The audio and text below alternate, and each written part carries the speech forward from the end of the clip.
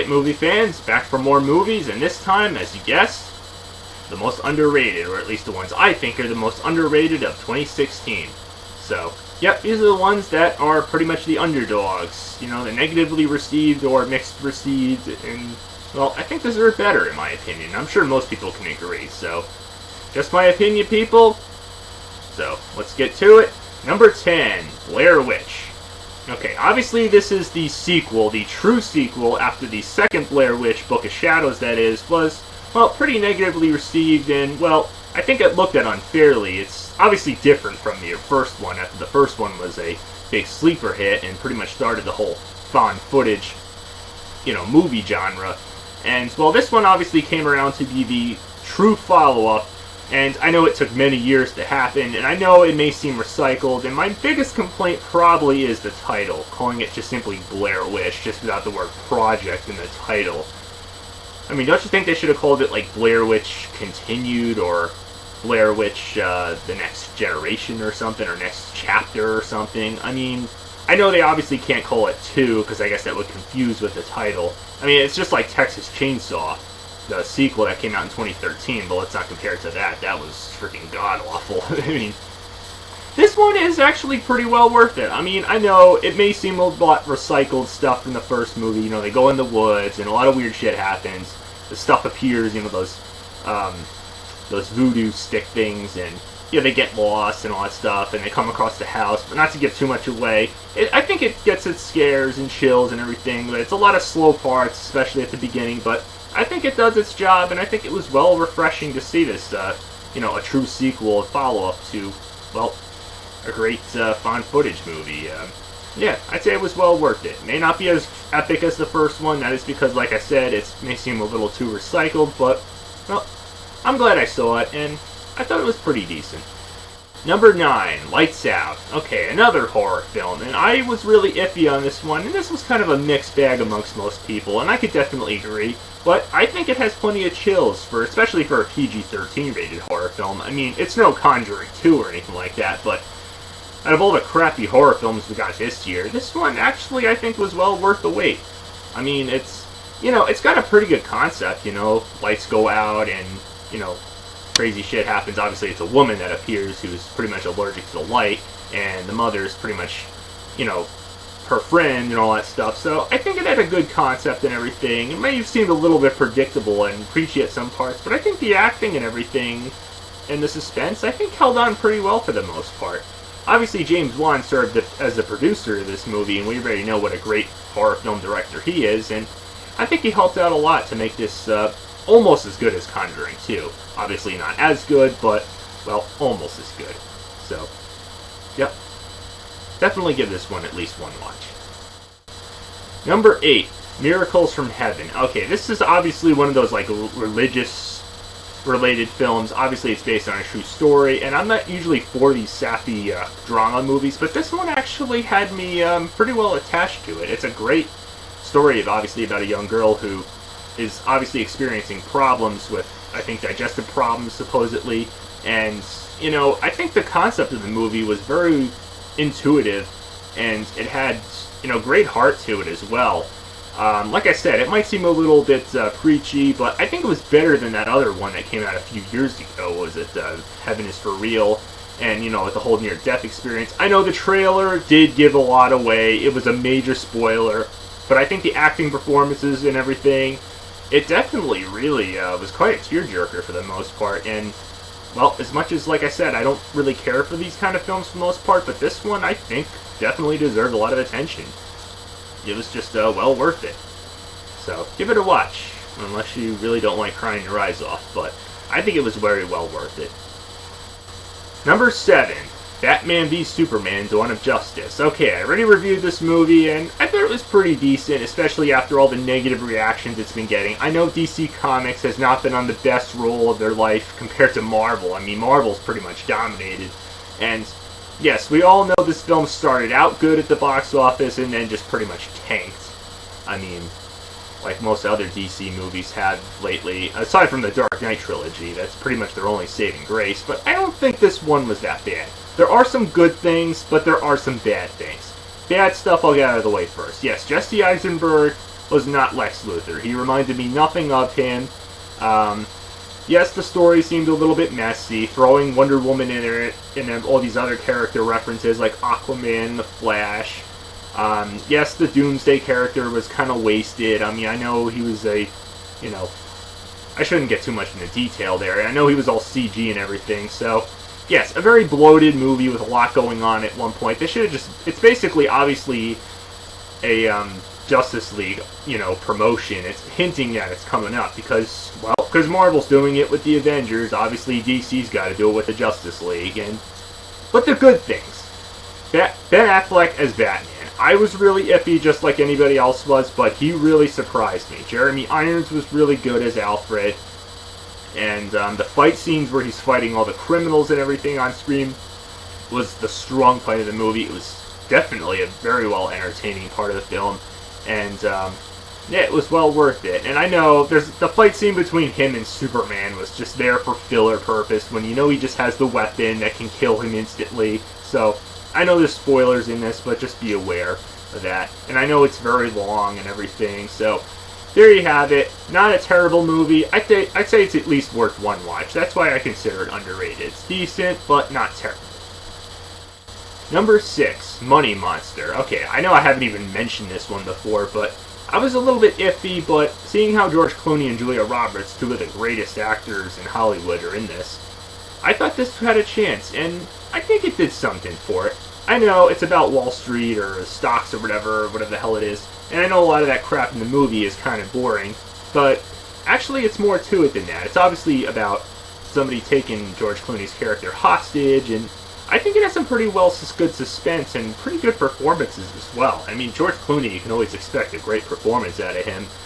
Well, except for obviously Batman and Robin, but I'm sure he regrets doing that. But yeah, it's definitely at least worth one watch. I mean, this is a monster that takes George Clooney hostage, and, well, you don't want to screw with him. So, worth at least one watch. If you don't like it, then I respect that. Number 5, Miss Peregrines' Home for Peculiar Children. Okay, well, obviously this is based off a novel and directed by visionarious Tim Burton.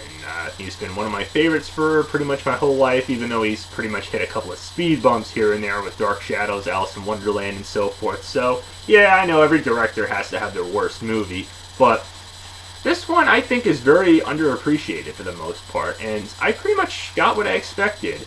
I know it's slow at some parts, especially at the beginning, and it does take a little bit of time to get somewhere, and it definitely does. It's got a lot of the great visuals, like you remember from a Tim Burton film, a lot of that Tim Burton feel to it. I thought the time loop thing was well worth it, and the characters were all there.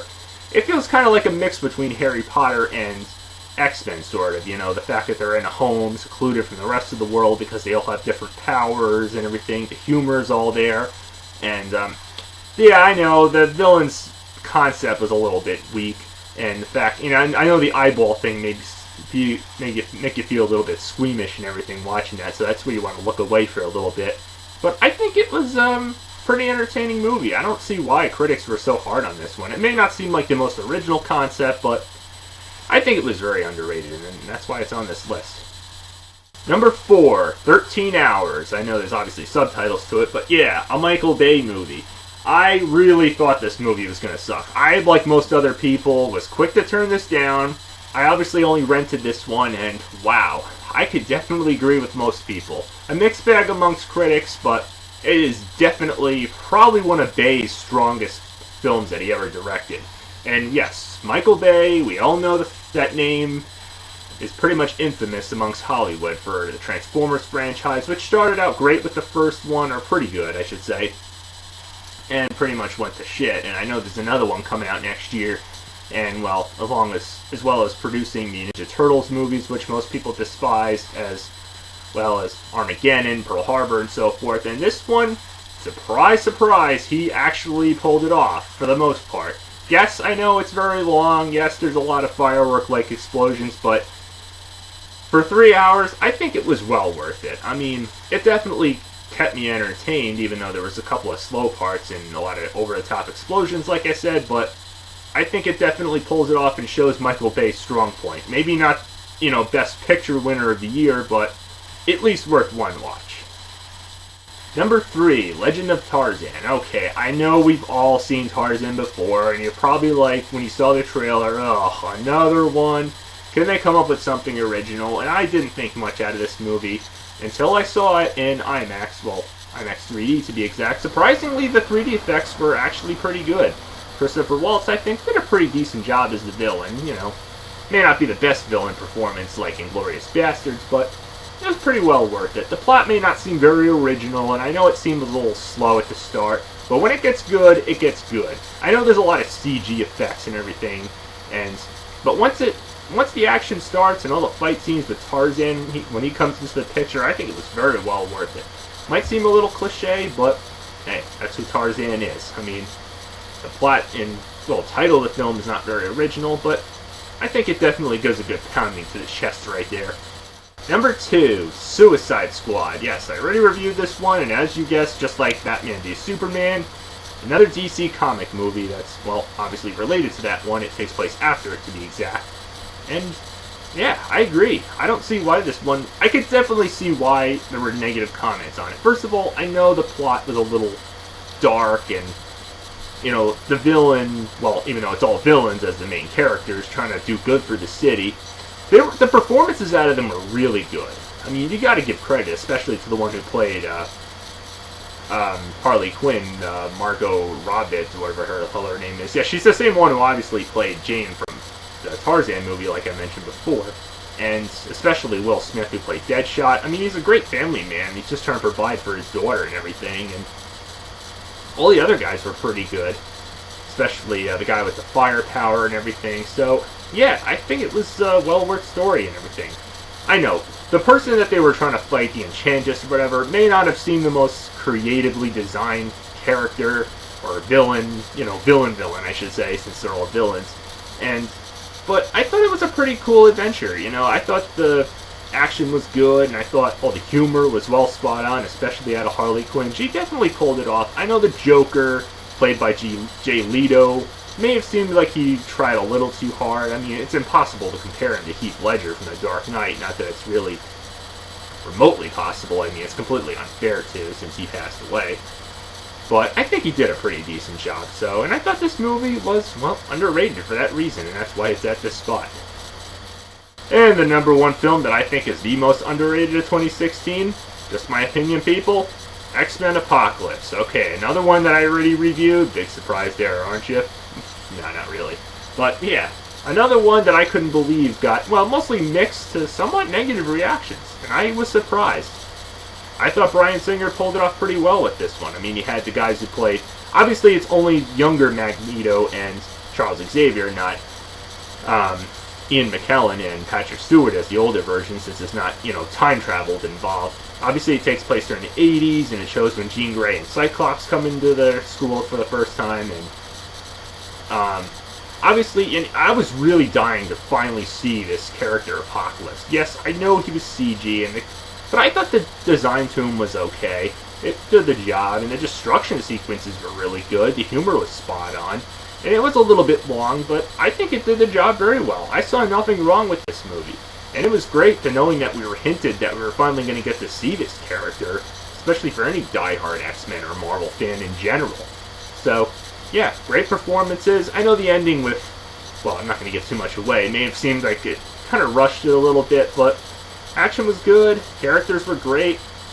It's X-Men, just as you remember it. And I think Bryan Singer definitely deserves a lot better than what he's been getting lately. So, that's my list, people.